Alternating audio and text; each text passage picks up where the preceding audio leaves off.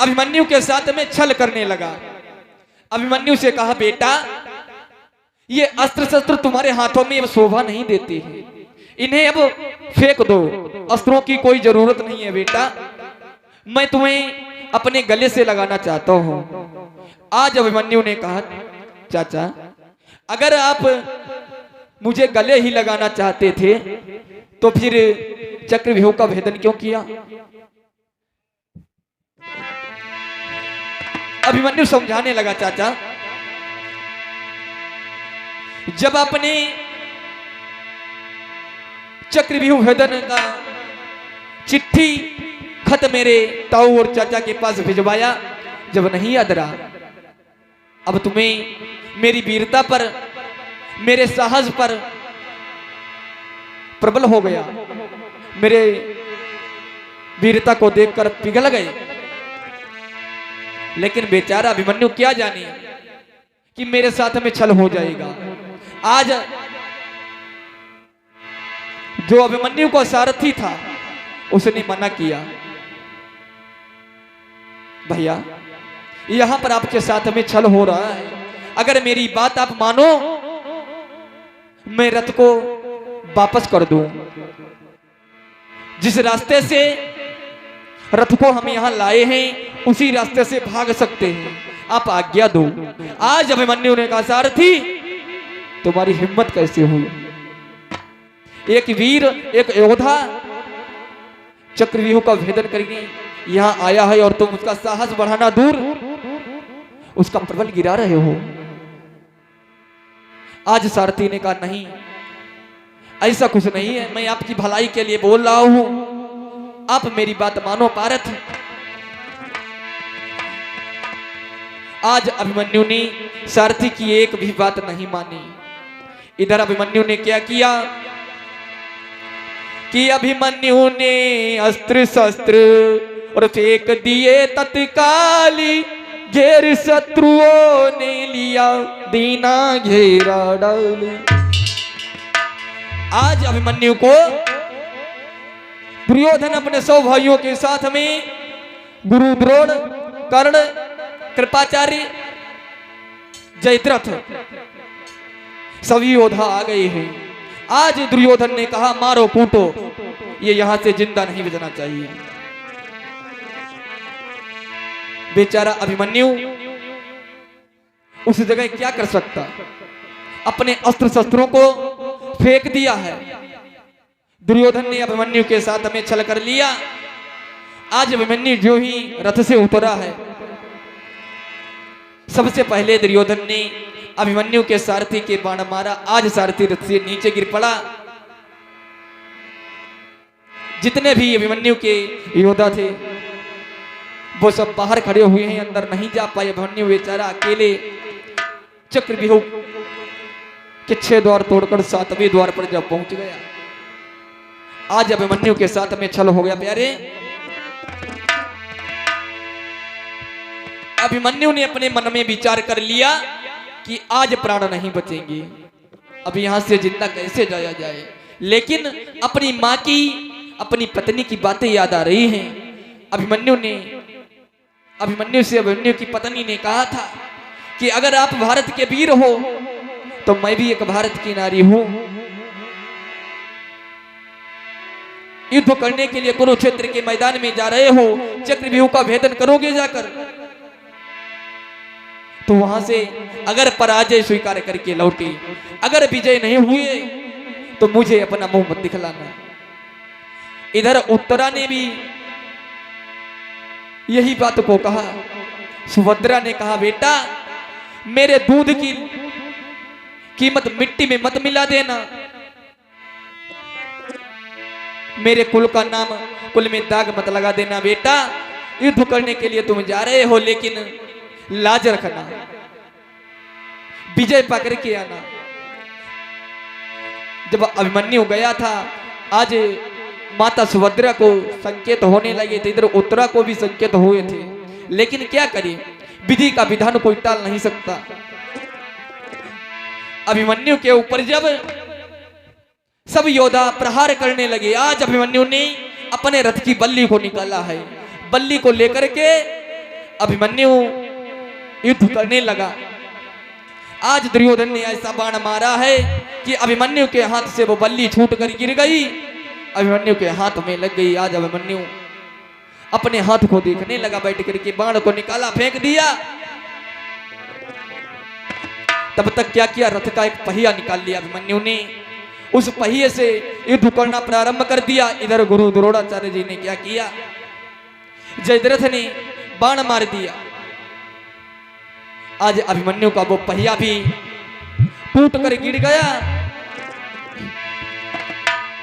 बेचारा अभिमन्यु कुछ कर नहीं पाया। अभिमन्यु ने सोच लिया कि आज अब प्राण नहीं बचेंगे, सारथी भी घायल पड़ा हुआ है।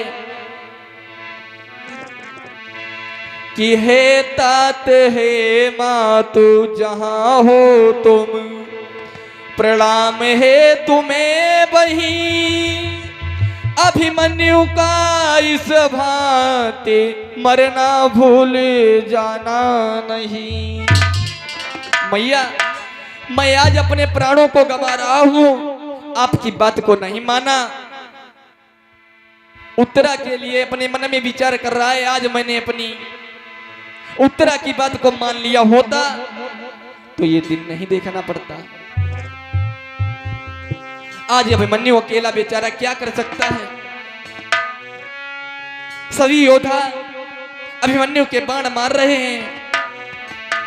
आज अभिमन्यु ने अपने मन में विचार करते हुआ कहा क्या, कि मैया मुझे आशीर्वाद मिले, अब लाल तुम्हारा जाता है।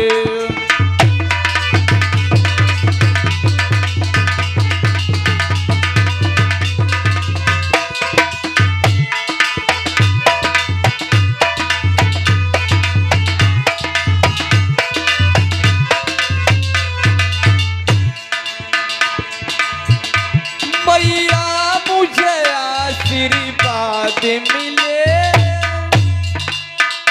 अब लाल तुम्हारा जाता है। आज अभिमन्यु अपनी मैया को याद करके कहता है, माता मुझे आशीर्वाद आपने दिया है, लेकिन आज मैं अपने प्राणों को गवा रहा हूं। हे प्रिय उत्तरा विदा करो, प्राणों का प्यारा जाता है।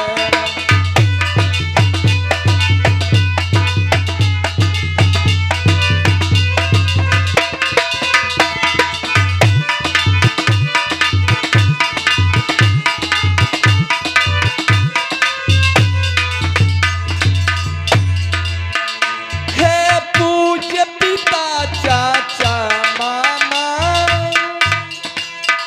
है अंतिम बार प्रणाम मेरा। हे पिताजी, चाचा, ताऊ, मामा, आज मैं अंतिम बार आपको प्रणाम कर रहा हूँ, मेरी प्रणाम को स्वीकार करो। लेकिन इन नीचों ने मेरे साथ में छल करके मुझे मारा है, मेरे मरने का बदला जरूर लेना पिता। हे पूज्य पिता चाचा मामा, है अंतिम बार प्रणाम मेरा, और है दुख यही हमें दे न सके, सेवा कुछ आया राम तुम्हें।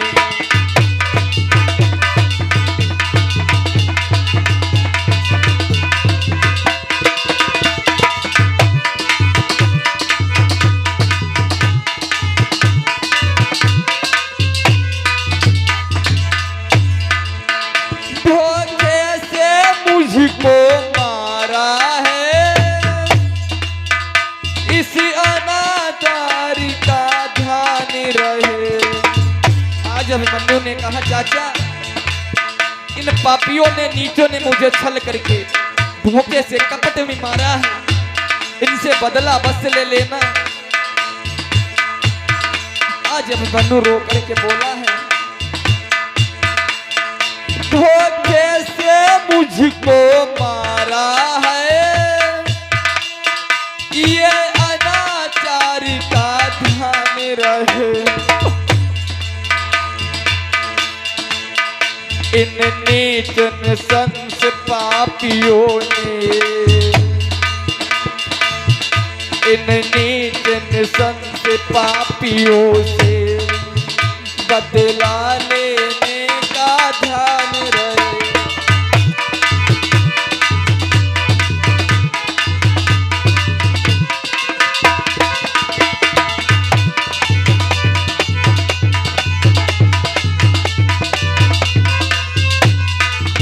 आज अभिमन्यु अपने चाचा, मामा, पिता और ताऊ को याद करते हुए बोला है कि है चाचा, पिताजी, इन पापियों ने, नीचों ने मुझे छल करके मारा है।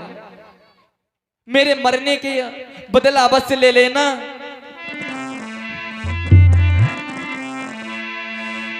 अभिमन्यु बेचारा रो रहा है। आज आवाज लगाने लगा, पिताजी कहाँ हो? इधर अभिमन्यु के पिता अर्जुन, जो कि सुशर्मा के साथ हमें युद्ध कर रहे हैं, जब अभिमन्यु के अस्त्र शस्त्र बाण जब लगने लगे हैं, आज अभिमन्यु चिल्ला रहा है इधर, पिताजी पिताजी।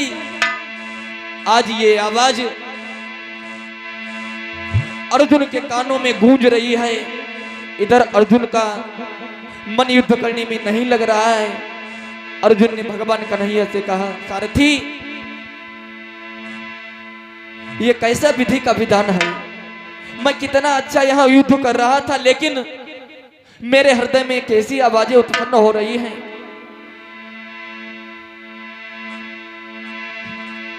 अभिमन्यु पिताजी पिताजी कह करके चिल्ला रहा है, तड़प रहा है। उसके हृदय में बाण लग रहे हैं। इधर जयद्रथ ने क्या किया? अभिमन्यु को गिरा करके उसके छाती पर अपने पैर को रख दिया।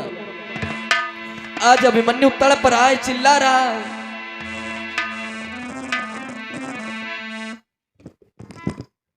प्रेम से बोलिए गोविंद भगवान की।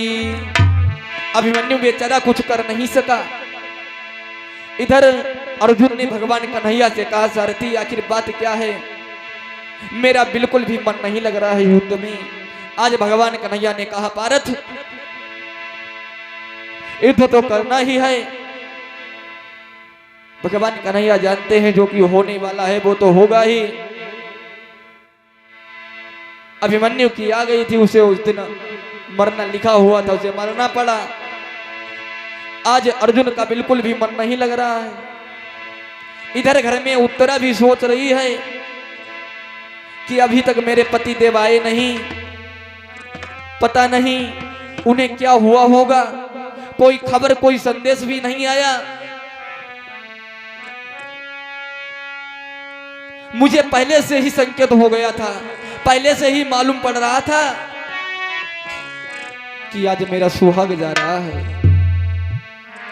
लेकिन मेरे पति ने मेरी बात को नहीं माना। अगर एक बार भी मान लिया होता तो मैं आज अपने पति के पास में होती। इधर अभिमन्यु की मां सुभद्रा अपने बेटे से बड़ा ही प्रेम करती है, लेकिन वो भी समझ गई थी कि आज मेरा बेटा चक्रव्यूह का भेदन करने के लिए कुरुक्षेत्र के मैदान में गया है। भगवान की माया है तो शायद ही जिंदा बच करके आ जाए, वरना बहुत ही मुश्किल है। उत्तरा, सुभद्रा, इन दोनों का पहले से ही संकेत हो गया था, मालूम हो गया था। पैसा वहां लिखा देना। प्रेम से बोलिए सच्चिदानंद भगवान की। युद्ध वहां सबे से हुआ, महाविकराली,